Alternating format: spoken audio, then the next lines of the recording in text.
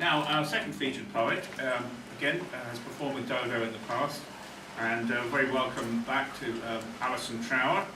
She's based in London. Amongst her many activities, she's a one-spirit interfaith minister.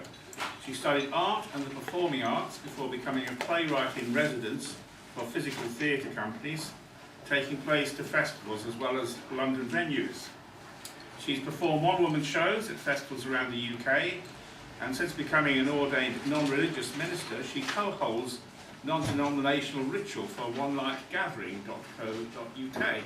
And I've also seen her put on very enjoyable shows at the Edinburgh Festival, and seen her many times, obviously, over the years.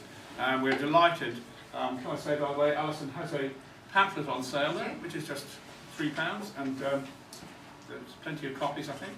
So please give a big welcome to Alison Trower.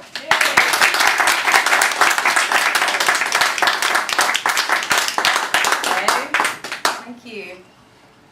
People that I know for coming, and hello people that I don't know.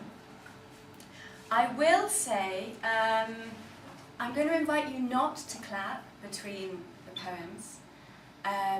Some of them are very short, but also they're quite reflective pieces of work, and I really want to invite you to kind of go off on your imagination inward with whatever feels right. So I sort of quite like it when people actually sort of almost half pay attention, if you know what I mean.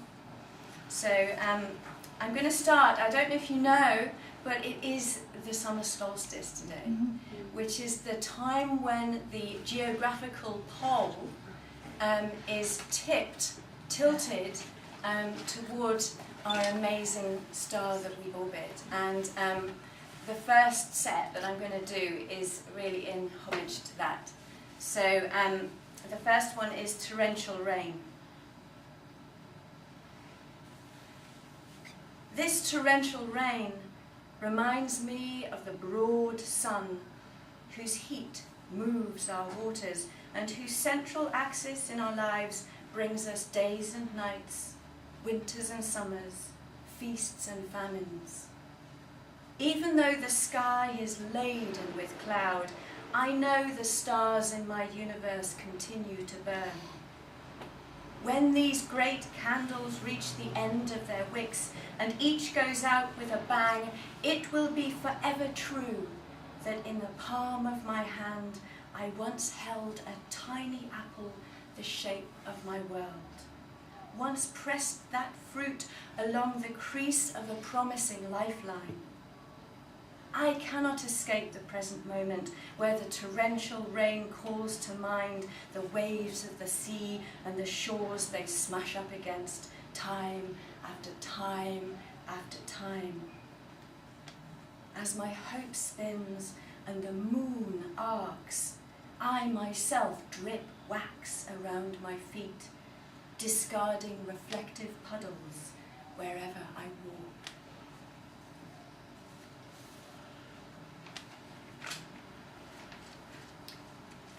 I once heard this amazing story about someone who'd been working with a dolphin for a really long time, possibly, years and years and years. And she said when she used to get into the pool with the dolphin would stare at her knee because of the bend in her knee. The dolphin would be fascinated with this joyum in a human body, and it captivated me so much. And I feel as though there are things in this world that I just stare at. I don't understand, but I just stare at them and stare at them and stare at them in the hope that somehow I'll grasp what I'm looking at. And one of the things that captures me in nature is the veins, because we have space and because we have time and because we have place, we need veins to transport fuel to our extremities, to leaves, for roots to go into the earth, and this theme comes up so much in my poetry, and this is one of them where this theme comes up. It's called Daylight. When the sun's arc shoots its first arrows over the curved horizon, and after silence, perched birds open wide in scalpel tones. Sleepy leaves turn thirsty, and beneath them, snaking roads begin jugular pulsations of wheels. Our day opens its eye, and shafts of sun milk are gulped down our throat as we crucially refuel the belly of our sinuous, interconnected pathways.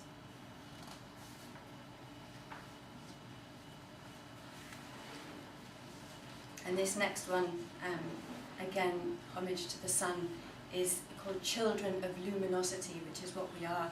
I remember I had one of my ex-boyfriends many years ago when we were coming home with the shopping, he said, "You know, these bags are full of sunlight." And I love that, because they are, because that's where all our food comes from, is the sun. To have a beating heart is to be wed to the sun. Sunlight grains our bowl, moves our drink, is the note to which we dance. Children of luminosity, our lifespan entwines with the span of shine. We are nothing without stars. The gold we trade, the dust we farm, the clay of our flesh are all stellar made. The cosmos is our mother, and she the child of time and timelessness. How mysterious the marriage of that which lives to that which neither lives nor dies.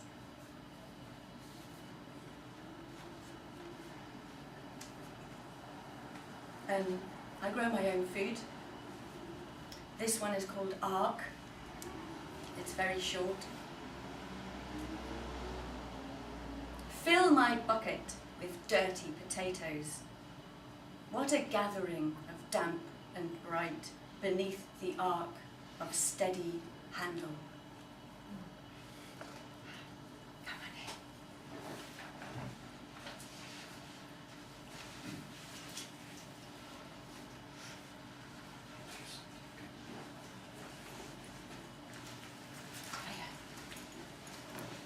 in. This is another one of those ones where I'm eyeballing something I just can't grasp. It's called Passing Through. It's actually one of my favourite poems that I keep coming back to. I'm actually not sure I've ever performed this one, but I hope you enjoy it. Passing Through. Death. Birth. Birth. Death. To be passing through. Passage, passages, movement. A life of time, a lifetime of events, of eventualities. A passage of experiences, of contact. Life is contact. Contact causes life. Contact causes death. Constant contact causes change. There is only change. While passing through, constant contact has not scattered me. What holds me together? What gives me lifespan? What is formation? How is it chaos has not torn everything?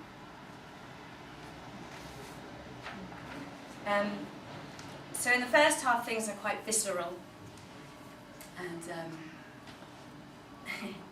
this is kind of quite a one,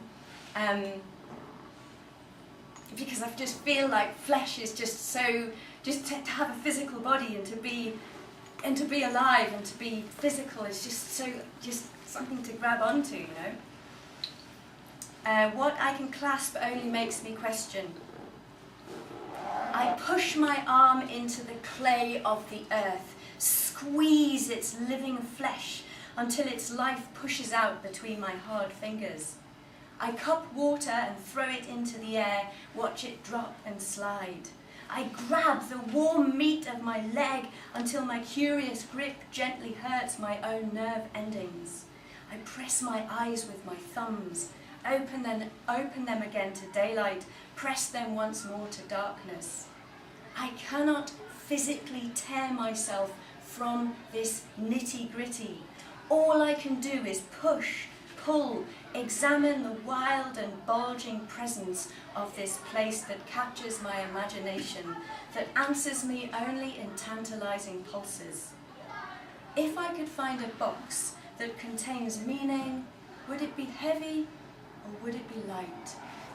Perhaps opening that box I would see it has no base, just an infinite abyss of strange and wondrous possibilities.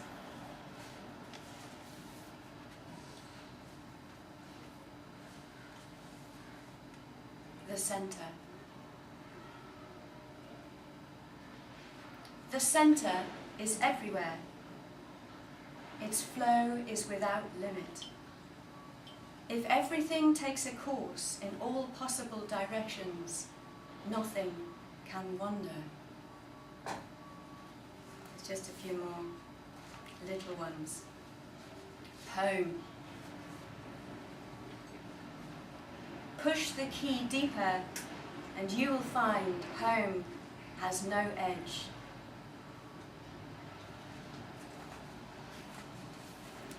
I spent 4 hours in Epping Forest recently until it got dark and I was being eaten alive by mosquitoes. And it was such an incredible experience. I love being out in nature and just to give myself over to that wilderness. And it was so busy, especially when it comes to nightfall.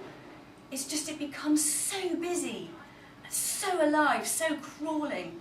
And this is what I wrote straight afterwards. It's called Shambles. After being in the forest was in me. The branches twisting for light, the tangle of birds, rotting leaves and dropped beech nuts crawling with legged and non-legged things. Netted limb from limb, the naked shambles dragged me torn wide into the present.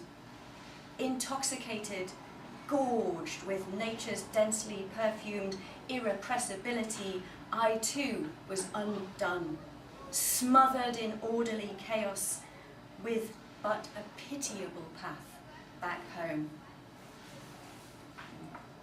And the last one I'm going to read in this bit is There Is No Pause. And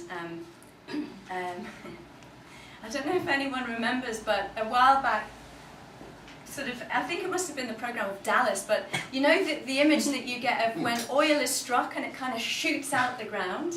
And that stayed with me, and it comes out in this one because there's all that dying material of leaves and all that sunlight that's rotted and rotted and rotted and been crushed and crushed and crushed has been fuel for us for so long, and also it's kind of still retains the stuff of life. This is called There Is No Pause. Out there, life is giving birth to itself wherever and whenever birth is possible. Only if time were to stop could countless replicating cells be halted. But there is never a pause. A constant fountain of being breaks through the surface of what exists like struck oil. Thank you.